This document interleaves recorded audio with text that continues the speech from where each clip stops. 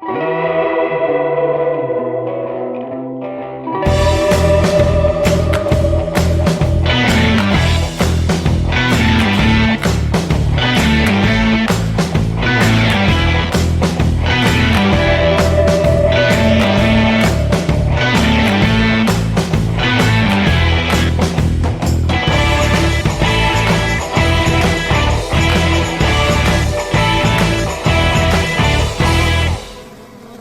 to have you here. It's Wednesday, April 23rd, 2025, and spring is really finally showing up here in Southern California. I don't know about where you're listening from, but just a few days ago it was cold and rainy, and then bam! All of a sudden you feel the difference. Warmer sun, longer days stretching out, finally. And it's nice. We're definitely seeing a lot more green, more color popping up all over. I actually have some wildflowers I planted in my backyard last summer, and they're all starting to come out right now, so it looks really nice. Today is the day after Earth Day. Yesterday was Earth Day, and it's always a good time to stop and think about the planet, obviously, our connection to it, and, you know, the part we play. We're only here for a minute, and then we go right back in it. And that basically fits right in with what we're talking about today. We're diving into spring, specifically focusing on some tiny but mighty important players in the whole spring drama, the bees. We'll cover why they matter so much right now, the real challenges they're up against. You hear groups like Environment America talking about this, and the practical stuff we can actually do right here in our homes so we can give them a hand. So let's get into it. Now, spring in Southern California, maybe not the same as back east, but it's definitely its own kind of badass. Maybe you're noticing the hills are getting greener. You get caught up in some of those amazing wildflower blooms if we got some decent rain, which we did. Poppies, lupines, hard to beat that kind of stuff. And the sounds too, right? You hear more birds chirping and the background buzz starting up again. That's the sound of things getting busy. The air smells different too. Maybe blooming jasmine, maybe citrus. It just makes you want to be outside more. Maybe you're hitting the garden, getting things ready to plant some new flowers, maybe planning some hikes, or just enjoying the extra daylight. Okay, so all this blooming, this explosion of life, that's nature doing its thing. It's trying to reproduce. And for most of those flowering plants, they need help. They need pollination. Getting pollen from point A to point B so they can make seeds and fruit. Wind does some of the work, yeah, but insects, they're the main crew. And the absolute MVPs of pollination, bees. Oh yeah, no contest. Not even close. Something like 3/4 of the world's flowering plants, and get this, about 1/3 of all the food we eat relies on pollinators. Bees are doing all the heavy lifting out there, and we're doing all the heavy eating. Think about it. Fruits, berries, nuts, coffee, vegetables, all of that depends on bees. Take something super common in Southern California gardens like chili peppers. Okay, technically pepper flowers can pollinate themselves, but when bees visit, especially bumblebees, doing that cool buzz pollination thing where they vibrate the flower, they shake loose way more pollen. So what does that mean?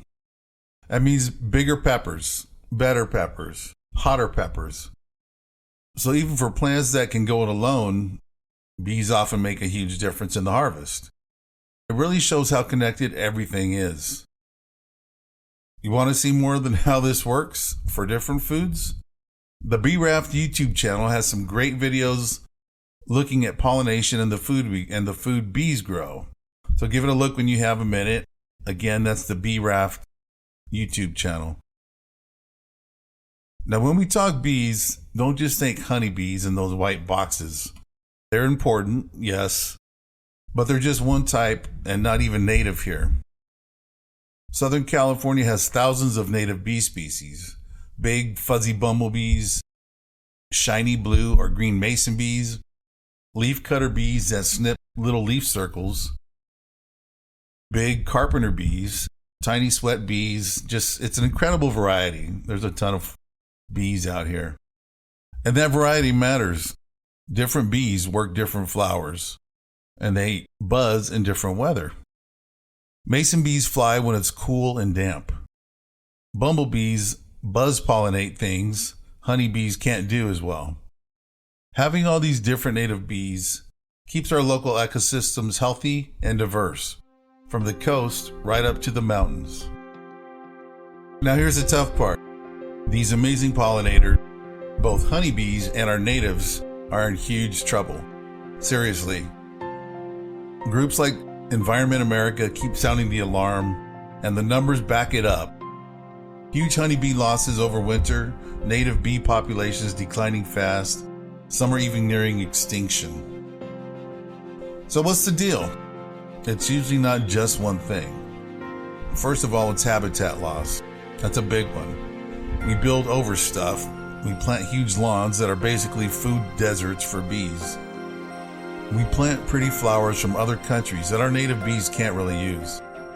We break up natural areas, making it harder for bees to find food, nests, and mates. And then we got the pesticides, which is a major buzzkill, no pun intended. Insecticides kill insects, including bees. Even if it doesn't kill them instantly, it can mess up their navigation or their immune system. It just makes them weaker. Those neonic pesticides you hear about, Environment America points these out specifically. They get inside the plants, so the pollen and nectar become toxic. Herbicides kill weeds, like clover that bees need, especially early on. Even fungicides can harm bees or make other pesticides worse for them. Then we've got disease and parasites. Things like the varroa mite for honeybees spread easier when bees are already stressed from lack of food or pesticides. Then add in climate change. This throws timing off. Flowers that might bloom before bees are ready, or bees might emerge before their food source blooms because of the weird weather. This disconnect is really bad, and it's very real. It's a serious situation, no doubt, but knowing the problem helps us figure out the solutions. And protecting bees is really about protecting our own environment and our food supply. Okay, so that might sound a bit heavy, but here's the good part. We can all do something about it. Starting now, this spring, right in your own space. You don't need acres of land. Every little bit genuinely helps create safe spots for bees. So think about it in a practical way. The first thing you can do is plant for bees. Make your garden, patio, or balcony a pollinator buffet. Think native. Seriously, native Southern California plants are best. Poppies, sage, black sage, Cleveland sage, those are great. California lilac, buckwheats, penstemons, monkey flowers. Look them up. Look up CNPS, California Native Plant Society. They're your friends here. They'll help you find plants for your specific area, whether you're on the coast or inland, etc. And then think about feeding them all season. Don't just plant spring plants, mix it up. Plant some early spring plants like ceanothus, mid-spring, summer buckwheats, even fall stuff later in the summer. Just keep the food going so the bees have plenty they can pollinate and they can eat. And plant in bunches too. It's easier to find a clump of plants than to find plants that are just kind of placed here and there. And variety is good. Different flower shapes for different bees helps. If you have pots, use them. Balcony or small patio, you can still plant native wildflowers. Herbs you can plant that bees love, like rosemary and thyme. Or smaller native shrubs in containers. It all counts and it all helps. The second thing you can do is cut the chemicals. That's majorly important. Okay, a bee garden full of pesticides doesn't help anything. Doesn't help any bees. No neonics. Just check the label and avoid them. Ditch broad spectrum sprays. They kill the good bugs too. Love your weeds. No, I didn't say love your weed. I said love your weeds, like dandelions and clover. It's early bee food. Pull them if you must, but don't spray them, okay? If you can help it. Try IPM, Integrated Pest Management. Least toxic methods first. Maybe just blast aphids off with water, or encourage ladybugs. You can actually buy ladybugs and praying mantises at places like Home Depot or Lowe's or most nurseries. Use insecticidal soap only if you really have to, and do it at night when bees are sleeping. Use natural stuff like chili flakes or garlic spray. Look up options for your specific pest problem. The third thing you can do is give them water. They all need water, especially here in South California. Bees need water, but they drown easily. So use something shallow like a plant saucer or an old dish, and definitely use bee rafts. Keep it fresh. Change the water every day or two so it's clean and doesn't breed mosquitoes. Now, if you're not sure what bee rafts are, you can find them on our website, www.beeraft.com. They're just simple, decorative flotation devices. You put them in the water, they attract bees, and the bees can land on them, and they can rest, and they can access water without drowning or getting wet. The great thing about bee rafts is it takes the guesswork out, and bees stay safe.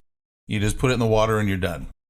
The fourth thing you can do is to provide your homes and winter getaways with native bees nesting in the grounds or tunnels. So wait to clean up. Don't clear everything the minute it warms up. Wait for temps consistently above 50 degrees. You can leave the leaf litter, leave old stems, or maybe cut them a foot to a foot and a half tall.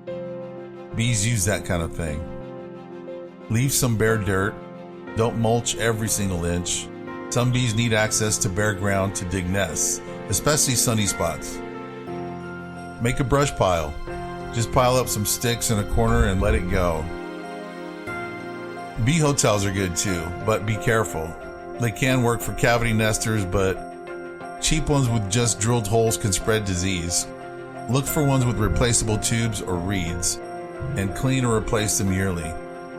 Put them where they get morning sun and they're sheltered from rain. And the fifth thing you can do is, quit cutting your grass. It looks nice, but big green lawns are big green deserts. Less lawn and more flowers. That needs to be the way you think. Try no mow May. Let it grow in May. Clover and dandelions bloom, and bees love them.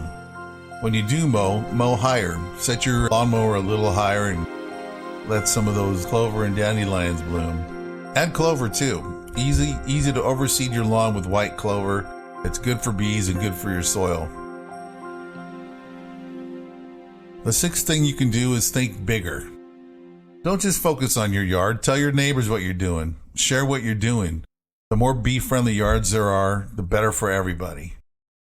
Support good farms. Look for local farms using sustainable practices. And speak up. Let local leaders know you want pollinator protection. Less pesticides use in parks, more native plants. Every voice helps push things forward. Now, I know that sounds like a big list, but you don't have to do everything at once. Pick one or two things that seem doable for you this spring. Maybe it's just putting out a safe water source. Maybe it's planting one native plant. Maybe it's deciding not to spray that patch of clover. It all adds up. When we create these little patches of good habitat across Southern California, we're building stepping stones for bees. We're making our communities part of the solution. It's about seeing our yards as more than just decoration. They can be living, breathing parts of the ecosystem. Helping bees helps ensure we keep hearing that buzz, we keep seeing those flowers, and keep enjoying the food that depends on them. So wrapping up today, thinking about Earth Day yesterday, enjoying this beautiful spring weather, let's give a nod to the bees. They're working hard out there, really. Let's try to make things a little easier for them here in Southern California. Plant something native, ditch the harsh chemicals, put out some safe water with a bee raft to make it simple. Leave a few stems standing, whatever feels right. Every little bit helps these crucial pollinators stick around. And hey, don't forget to check out the Bee Raft YouTube channel for more cool stuff on bees and pollination. As always, thank you so much for hanging out with me today. Make sure you get outside, enjoy the spring weather, and keep an eye out